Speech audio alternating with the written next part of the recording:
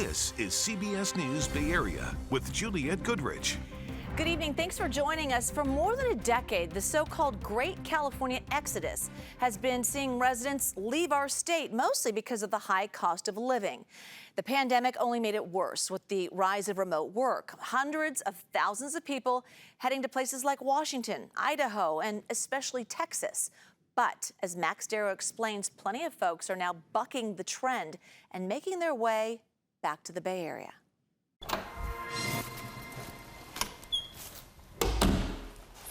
Gonna work?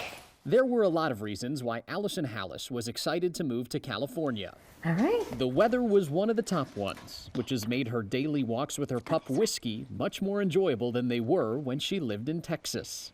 I always wanted to take him on daily walks. We'd get into a habit of it, for a couple weeks, the weather'd be great, and then it would be pouring down rain, tornadoes, ice, 100-degree humidity. Hallis and her family now live in Pleasanton.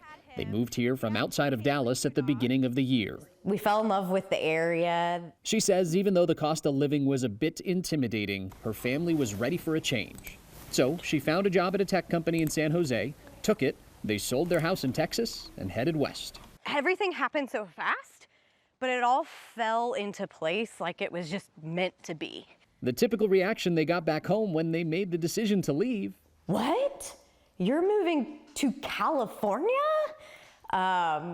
Everybody's moving here. The California Exodus is a story we've heard for years now, and even though it is starting to slow down, it is still ongoing.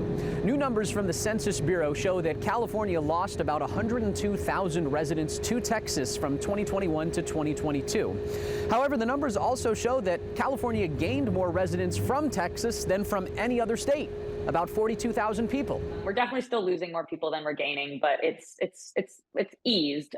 Abby Royce is a senior research manager with the Bay Area Council Economic Institute. One reason why she thinks this is happening. This strict enforcement from employers working in office in person, at least some of the time or full time, was a major contributor. That plus, and it's not just workers returning; it's new jobs being created in some of these burgeoning industries like AI. The Bay Area remains sort of this epicenter of innovation when it comes to tech. To Hallis, it was a bigger picture move. It's very inclusive. People do think of the environment, the diversity. I love it. I love meeting people from different backgrounds. So it's not just, about race and religion, but it's all kinds of different people in all different aspects of life. There's no question they'll always be proud to be from Texas. But Hallis says one thing has become clear. We're happier. And I feel like we fit in more to the cultural environment here in California. A new California chapter for a family from the Lone Star State. Welcome. Now, she says access to public transit here is much better than where she lived in Texas, and that's good for her because California's gas prices are about $2.20 higher than the average gallon in Texas. But prices here have actually dropped nearly half a dollar in the past month. Here's where they stand heading into the busiest holiday travel day. In San Francisco, the average gallon is about $5.10. In Oakland, it's $4.98, and in San Jose, $4.87. So if you are driving tomorrow ahead of Thanksgiving, try to leave before 11 a.m. Easier said than done. AAA says the busiest travel window is actually between 2 and 6 p.m. Tomorrow is also one of the busiest days to fly, though Sunday is expected to be even busier. Even the rails should see a surge. Amtrak says last year it had more than 700,000 riders during the Thanksgiving period. Now, overall, AAA expects more than 55 million Americans to travel at least 50 miles for Thanksgiving.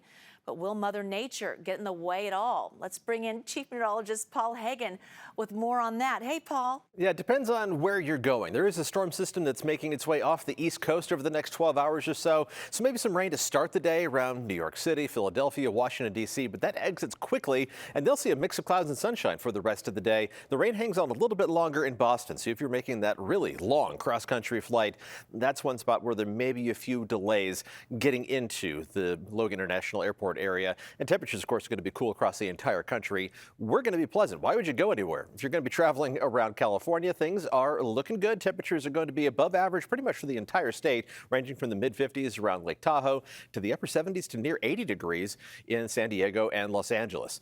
If you're staying close to home, the Bay Area is looking really good for Thanksgiving. Temperatures are going to top out as a mix of 60s and 70s on Turkey Day. A few clouds to begin the day, then plenty of sunshine. The wind is going to pick up late in the day. We'll track those wind gusts hour by hour coming up in the full forecast. Thanks so much. Now to Oakland, where the city is still without a permanent police chief. 9 months after the mayor fired the previous chief, LaRon Armstrong, over his handling of a misconduct case. The hiring process has been stalled as members of the police commission have been boycotting meetings, which means they can't vote on the list of candidates to send to the mayor. So Armstrong has been fighting to get his old job back, but in the meantime, he's got a new gig. So why is Vern here talking about it? It's very interesting. So we're going to have our sports director explain. Yes, this cat has firmly landed on his feet.